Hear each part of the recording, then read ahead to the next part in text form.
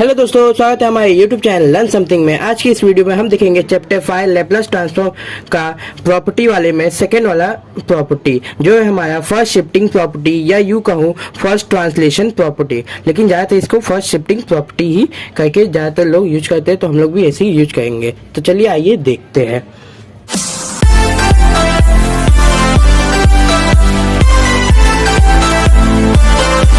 चलिए आइए दोस्तों, हम स्टार्ट करते हैं। क्या प्रॉपर्टी नंबर 2 जो है अपना लैपलास ट्रांसफॉर्म का second property, first shifting property कहो या फिर फर्स्ट ट्रांसलोकेशन प्रॉपर्टी भी आप कह सकते हैं। ट्रांसलेशन ना कि ट्रांसलोकेशन।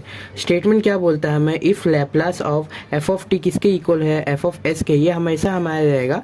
सो देन हम लोग क्या लिखेंगे, Laplace of e power A T into F of T किसके है, एफ ऑफ एस प्लस एक है। इसे हमें प्रूव करना है। सो हम लोग को क्या करना है, जो हमें दिया हो इसको पहले इक्वेशन नंबर 1 कर देना है। Laplace of F of T is equal to F of S. So equation number 1 by definition of L T मतलब लैपलास ट्रांसफॉर्म।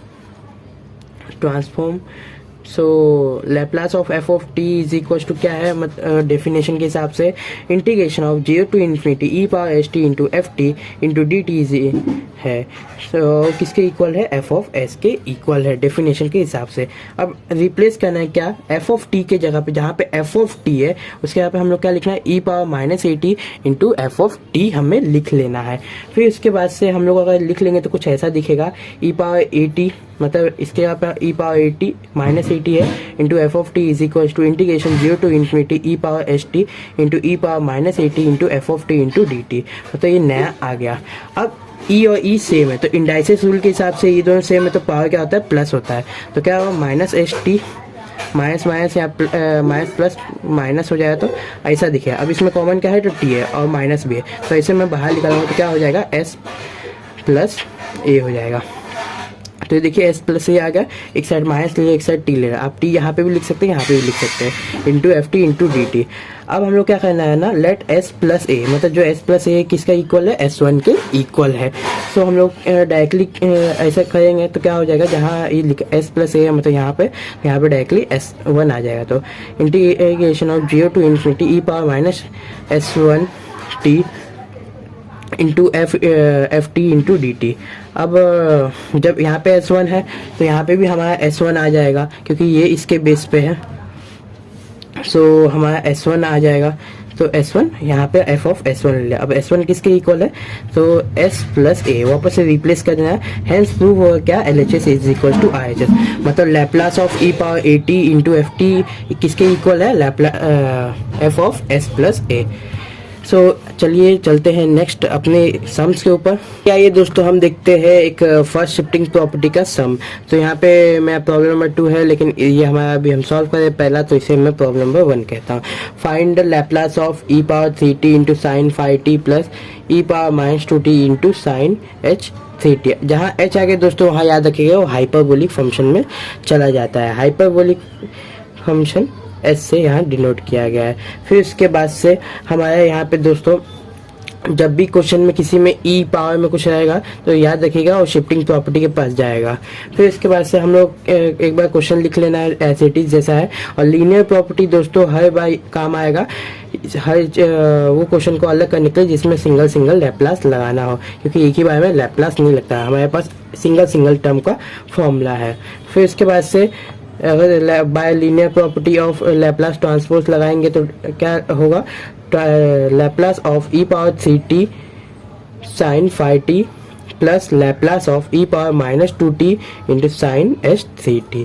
फिर इसके बाद से वी नो डैट, अब हमारे पास फॉर्मूला है क्या, लैपलास ऑफ साइन 80 का। बट मैंने आपको 80 के हिसाब से ही मैंने आपको यहाँ पे डायरेक्टली सॉल्व करके दिखाया है कि हम लोग क्या जानते हैं, साइन 5t। तो 5t क्या होता है, पहले तो a होता है अपना a upon S square plus A square. तो यहाँ पे एक जगह हमारा क्या है 5, तो 5 अपॉन एस स्क्वायर प्लस 5 का स्क्वायर जो हो जाएगा 5 अपॉन एस प्लस 25। फिर इसके बाद से Laplace of sine 3t, ct में फॉर्मूला हो जाएगा directly 3 upon S square minus 3 का स्क्वायर। यहाँ पे h है दोस्तों, यहाँ पे देखिए मैंने एस डालना भूल गया है।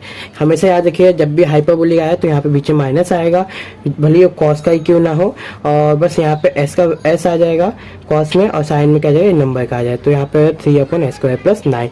अब by first shifting property, formula तो हमें पता चल गया। अब शिफ्टिंग प्रॉपर्टी हमें क्या बोलता है ना, जो ई के पावर में वैल्यू है, क्या है, ई का वैल्यू 3 है, तो 3 को क्या करना है, जहाँ पे एस लिखा हुआ है वहाँ पे एस माइनस वो वैल्यू करना है। अगर पॉजिटिव है तो एस माइनस वैल्यू लिखना है, और नेगेटिव है तो एस माइनस वो नंबर लिख लेना है। तो यहाँ पे हमारा पॉजिटिव है तो हम लोग क्या लिखेंगे, s-3। तो जहाँ एस है, कहाँ है एस है, s² है, तो s-3 होल स्क्वायर एस की जगह पे। फिर यहाँ पे s² है, मतलब ये जो पहला वाला तो हम लोग ने कर लिया, मतलब इसका हो गया। अब इस वाले में देखें तो -2t है, तो यहाँ पे माइनस है तो यहाँ पे प्लस करके लिखना है। जहाँ पे s है सेकेंड वाले में क्या, s+2t होल स्क्वायर, क्योंकि यहाँ पे s का स्क्वायर था, और s के यहाँ पे हमें क्या लिखना था, s+2।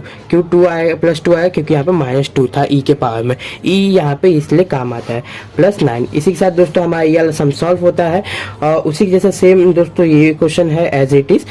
मैं आपको ये सब दिखा देता हूँ पूरा, आप इसको एक बार पॉज करके वीडियो खुद से सॉल्व कीजिए, फिर इसके बाद से आंसर अपना चेक कर लीजिए। तब तक के लिए हम बढ़ते हैं अपने नेक्स्ट सम के, जो हमारा है प्रॉब्लम नंबर 4। यहाँ पे अपने नंबर के हिसाब से देखें तो प्रॉब्लम नंबर 3 है। Find the Laplace transform of e⁻t into cos q3t। ये थोड़ा कॉन्सेप्चुअल है दोस्तों। अगर आप साइन 3θ मतलब ट्रिपल एंगल जानते हो तो ये आपको उससे जाना होगा। तो यहाँ पे cos 3θ में लिखा, cos 3θ क्या होता है, 4 cos cube theta minus 3 cos theta. फिर इसके बाद से यहाँ पे क्या किया गया है ना, इसको भेजना स्टार्ट किया है ताकि हम लोग डायरेक्टली यहाँ पे cos 3θ की तरफ सिंगल ला सके।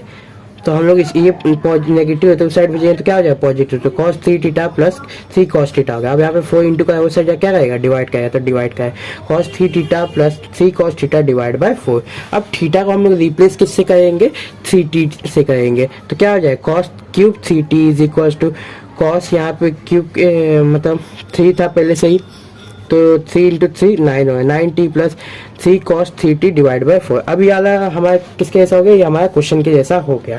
तो हम लोग कहेंगे लेट f(t) क्या है, e⁻φt इंटू cos 3t। अब डायरेक्टली f(t) के पास क्या डालेंगे, φt इंटू जो cos 3t का वैल्यू आया था क्यूब में, वो वैल्यू यहाँ डाल देंगे। क्या आया था, cos 90 + 3 cos 3t divide by 4। तो देखिए मैंने वो लिख दिया है। फिर उसके बाद से पहले तो हम लोग को ये बात ध्यान रखना है, जो भी आए मतलब अगर वो नहीं मिलता तो किसी फॉर्मूले में इस सब चीज़ को ढूंढना है, और फॉर्मूले में नहीं है मतलब तुरंत दिया हो तो डायरेक्टली f(t) को कंसीडर करना है, फिर उसका लैप्लास लेना है। तो मैंने यहाँ पे लैप्लास ले लिया, Laplace of e⁻φt into cos 90 + 3/4 cos t divide by 4। अब 4 दोनों को बांट दीजिए, या फिर यहाँ पे कांस्टेंट है तो पहले बाहर निकाल दीजिए, तो 1/4 मैंने पहले बाहर निकाल दिया। अब क्या है ना, ये कंबाइन है, कंबाइन में तो लैप्लास लिया नहीं जा सकता, तो हमेशा याद रखिए क्या लगेगा, bye linear property. Bye linear property से जाएंगे तो हमारा क्या होगा, सिंगल लैप्लास लग जाए। Laplace of e⁻φt into cos 90 और प्लस लैप्लास ऑफ 3/4, मतलब ये 3 भी बाहर निकल जाएगा, e⁻φt इंटू cos 3t। अब पहले क्यों नहीं निकला था, पहले कंबाइन में था, अब ये अलग अलग हो जाएगा तो 3 भी एक कांस्टेंट नंबर हो जाएगा। फिर इसके बाद से वी नो डैट, हम लोग जानते हैं लैप्लास ऑफ cos, ये देखिए लैप्लास ऑफ cos et का फॉर्मूला क्या होता है। तो सिंपली मैंने आपको बोला था इसमें क्या करने का, s/s² + a²। अब यहाँ पे h है नहीं तो यहाँ पे पॉजिटिव आएगा, और दूसरा हमेशा cos वाले में याद रखिए s ऊपर आता है सिंगल और फिर इसके नीचे s²।